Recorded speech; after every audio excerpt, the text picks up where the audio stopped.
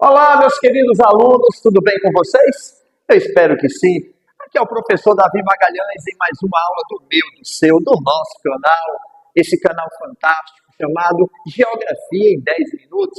E você que está chegando aí em nossa videoaula, principalmente pela primeira vez, não esquece de se inscrever, compartilhar, divulgar o nosso vídeo, deixar um comentário. E aquele mesmo que já nos acompanha nas nossas redes sociais, principalmente no nosso canal, as nossas videoaulas, um conteúdo prático, simples, objetivo, gravado de forma sintética em apenas 10 minutos. Então, senta o dedo no like, divulga, compartilha, para que o YouTube perceba que o nosso canal é relevante, o nosso conteúdo, com certeza, ele seja significativo para você e sua vida. Bom, todos nós sabemos aqui que o Brasil é um país que tem uma grande riqueza de biodiversidade. Isso aí não é nada que não seja do nosso conhecimento. Mas o nosso canal, então, ele preparamos umas videoaulas fantásticas, falando sobre todos os biomas brasileiros.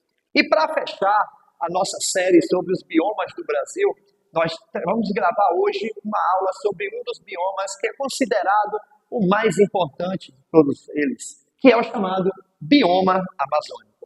E aí eu quero pedir a você que preste muita atenção na nossa videoaula, pegue o seu caderninho, sua caneta, pega a sua caneta colorida, azul, vermelha, preta, faz assim, ó, um negócio massa como o professor fez aqui, ó, que quadro lindo, fantástico. Nós temos informações muito importantes. O Enem, ele costuma trabalhar muito a questão ambiental em suas avaliações. E o bioma amazônico é um bioma muito contemplado nessas avaliações. E eu preparei um material aqui hoje bem interessante que com certeza vai dar a você toda uma fundamentação precisa para você se sair bem na sua avaliação na escola que você estuda ou para você também que está se preparando aí, ó, firme para fazer o Enem esse ano, principalmente no ano de 2026, tá bom? E para você melhorar ainda o seu grau de conteúdo, se preparar bem para as suas avaliações externas, eu convido a você a se inscrever no nosso canal, ativar o sininho de notificações para que você perceba toda vez que uma videoaula nossa, ela ir ao ar, que ela for colocada no YouTube. Semanalmente, nós estamos sempre colocando 2 videoaulas importantes. E olha que a aula de hoje ela vai ser show de bola, ok? Mas vamos lá. Quando nós falamos em bioma amazônico, nós estamos falando de um dos biomas muito importantes do território brasileiro. Esse bioma aqui, ele compreende basicamente a nível de Brasil a região norte. Por que eu fiz questão de falar a nível de Brasil? Porque a floresta amazônica, ela tem uma abrangência muito grande. Só para você ter ideia, a nível de Brasil, a floresta amazônica ela corresponde a 40% do território brasileiro. É isso mesmo, 40% do território brasileiro. E em seus limites se estende além das fronteiras brasileiras. Ela também vai compreender outros países da América do Sul, claro, que fazem fronteira com o Brasil. Mas aí é que está. O que é que eu vou observar? Nesses países em que a floresta amazônica ela abrange, ela é chamada de floresta equatorial. É isso aí. Na Colômbia, na Venezuela, na Bolívia, por exemplo, ela é chamada de floresta equatorial. Aqui no Brasil, ela é chamada simplesmente de floresta amazônica. E o governo brasileiro usa um termo que cai muito nas provas de vestibular, chamado de Amazônia Legal. O que seria isso, Amazônia Legal? É aquela área da floresta amazônica que fica sobre a posse, sobre o domínio do território brasileiro. Então, pertence e é de ordem do governo brasileiro. Ok? Gravou? Eu tenho certeza que você está muito atento à nossa videoaula de hoje. Bom, outra coisa interessante. Nós temos que entender que o comportamento da floresta, da vegetação e de tudo que gira nela está relacionado diretamente ao clima. Por isso a gente vai perceber que o clima da floresta amazônica é um clima equatorial. Aí você me pergunta, opa, professor, por que recebe o nome equatorial? Clima equatorial porque nessa região ali ele é cortado pela linha do Equador. Então você vai perceber que a floresta equatorial ela não compreende apenas a América do Sul. A produção vai colocar aí agora para você, no cantinho direito aqui, um mapinha, onde você vai perceber a nível de mundo, onde a floresta equatorial ela abrange. Ela vai abranger a América do Sul, ela abrange a parte central da África, e na África ela corresponde à floresta do Congo, como você pode ver no mapa ao lado, e na Ásia você vai perceber que ela está naquela região ali do Sudeste Asiático. Então, reforçando de novo, no Brasil é floresta amazônica e o clima que influencia sobre ela é um clima equatorial. Outra coisa importante, qual é a característica marcante do clima equatorial? Olha, ele é um clima quente e úmido. Por que quente? Porque é cortado pela linha do Equador, está entre a zona intertropical do globo, uma rede extremamente quente e úmido por conta da evapotranspiração da floresta. É isso aí. O solo da Amazônia é um solo muito úmido. A gente tem também ali muitos rios, inclusive o maior rio do mundo, que é o rio Amazonas, que corre justamente sobre a floresta amazônica. E outro detalhe, então, as plantas, por sua vez, elas acabam liberando muita umidade para a atmosfera, que a gente chama isso de evapotranspiração. Anote, evapotranspiração. E essa umidade sai do solo, sai da folha das árvores, sai da evaporação do rio e ela vai para a atmosfera. Ok? Beleza. Mas aí é que tá, Davi. Quando eu estava estudando climatologia, eu aprendi que as massas de ar são 5 massas de ar que atuam no território brasileiro e que as massas de ar elas têm suas áreas de influência. Obviamente, a massa equatorial continental, chamada de MEC, ela atua na região norte do Brasil. Verdade? Verdadeiríssima. Parabéns para você. E o que a gente vai ter que entender aqui agora? Que a MEC é uma massa de ar quente e seca. Mas por que ela se torna úmida? Por causa da evapotranspiração. Veja que a MEC, que é uma massa de ar quente e seca, ela acaba recebendo a influência da evapotranspiração da floresta e, por isso, ela acaba se tornando uma massa de ar quente e úmida. Então, veja que estamos falando de uma região extremamente úmida. Eu peço também à minha produção para colocar aqui do meu lado direito um climatograma da região norte do Brasil, principalmente do clima equatorial. E você vai observar esse climatograma aí, ó, verifique que as chuvas estão bem concentradas durante o ano todo. Ou seja, eu tenho o maior índice pluviométrico registrado no Brasil na região norte. Então, a floresta ela tem um papel determinante na produção de umidade para a atmosfera. Ok? Beleza. Outra coisa que chama a atenção é a biodiversidade. Estamos falando de um bioma fabuloso, fantástico, com uma fauna e uma flora exuberante, algo encantador. E aí o que é que eu vou observar? Que o solo da Amazônia ele está dividido em 3 estruturas.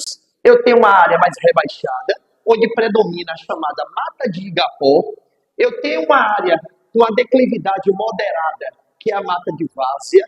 E eu tenho uma área que é a mais alta, que a gente chama isso de terra firme. Então, veja, mata de igapó, várzea e terra firme. O que é que eu tenho que observar?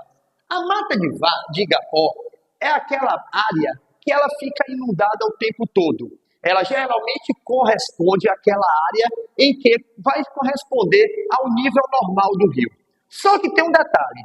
A floresta amazônica ela tem um período de chuvas mais intensas. E, consequentemente, o que acontece com os rios da Amazonas e os seus afluentes, eles transbordam. No momento que eleva o volume do nível do rio, a mata de várzea, ela fica alagada, só que ela fica alagada temporariamente.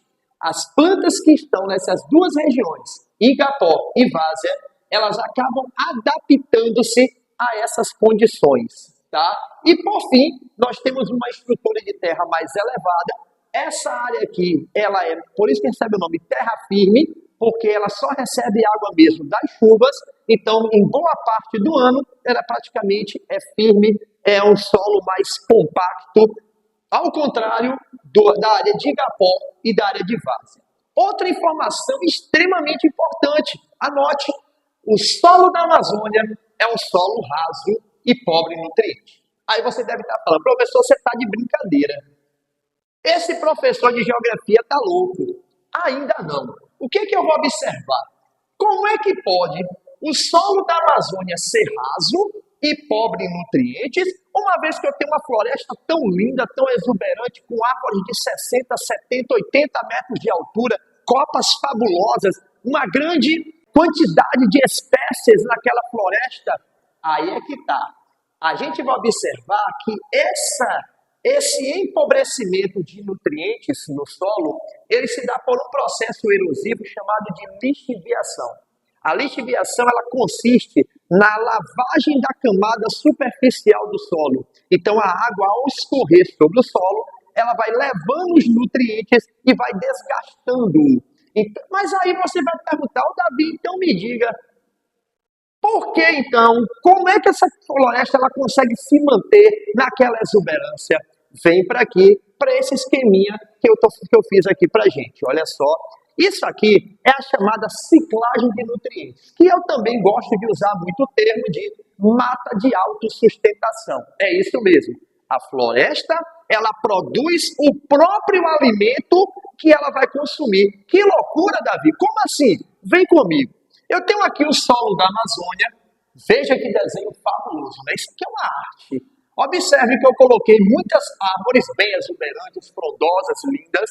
São espécies endêmicas, típicas da floresta amazônica. Por exemplo, a Vitória régia. Ela é uma espécie endêmica da floresta amazônica, dentre outras. Simplesmente o que acontece? Eu tenho uma região quente e úmida.